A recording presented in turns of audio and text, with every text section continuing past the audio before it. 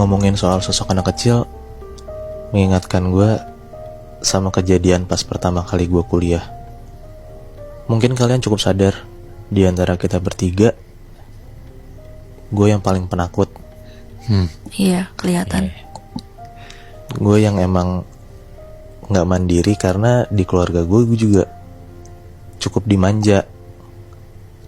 Dan di momen pertama kali gue masuk kuliah inilah jadi ajang pembuktian gue kalau misalnya gue tuh gak harus dimanja mulu gitu loh, Bi. Oke. Gue juga bisa tinggal sendiri.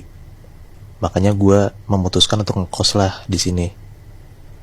Tapi sialnya keputusan gue untuk tinggal sendiri ini malah membuat gue ketemu sama sosok anak kecil ini. Oke. Jauh sebelum perkuliahan dimulai, gue udah bertekad kan buat nyari kosan. Karena ini jadi ajang pembuktian kalau misalnya gue bisalah tinggal sendiri. Iya ya. Buat mandiri ya kan. Udah tuh gue dapet kosan enak, nyaman, terus ada penjaganya juga. Jadi kalau misalnya gue ngerasa lagi butuh apa-apa, jadi gue bisa langsung manggil penjaga kosannya lah buat ngebantuin gue.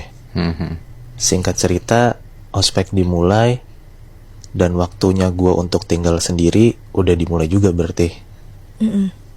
Ternyata gue gak semanja dan se-gak mandiri apa yang gue pikirin. Sampai pada akhirnya ada satu kejadian yang gak ngenakin di tempat baru gue. Ada hari dimana gue balik malam.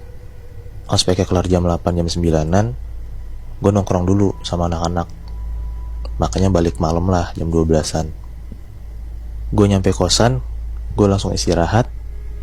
Dan posisinya tuh kalau jam segitu kosan gue udah sepi banget gitu loh.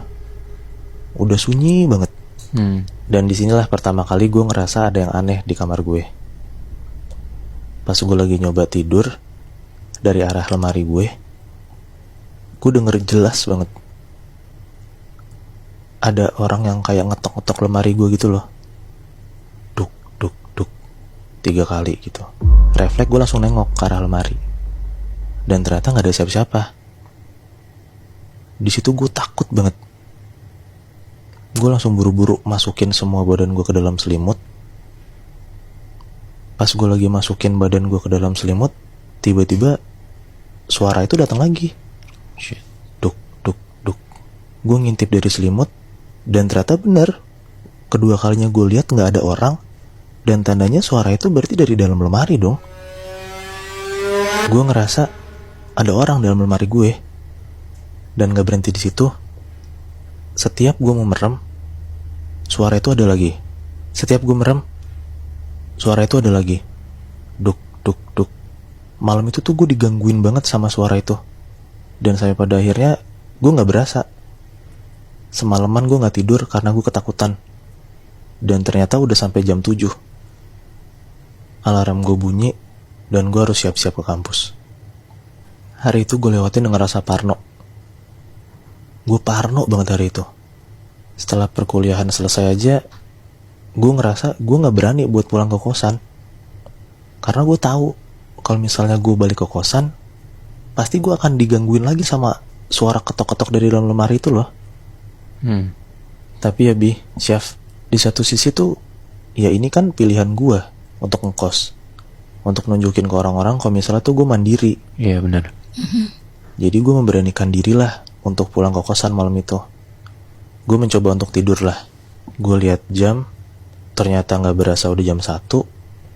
Baru banget gue mau nyoba merem, suara itu datang lagi. Duk, duk, duk. Untuk kesekian kalinya, gue dipaksa untuk berhadapan sama suara ini lagi. Sampai ada satu titik dimana gue butuh tahu sebenarnya ada apa di dalam lemari gue. Gue bangun, gue jalan ke depan lemari gue pegang gagang lemarinya. Begitu gue buka, ternyata kosong. Gak ada apa-apa. Gue tutup lemari gue lagi. Gue balik ke kasur. Dan gak lama setelah itu, suara itu datang lagi.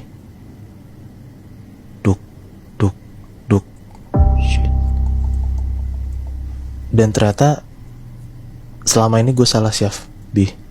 Suara ketukan itu bukan dari dalam lemari.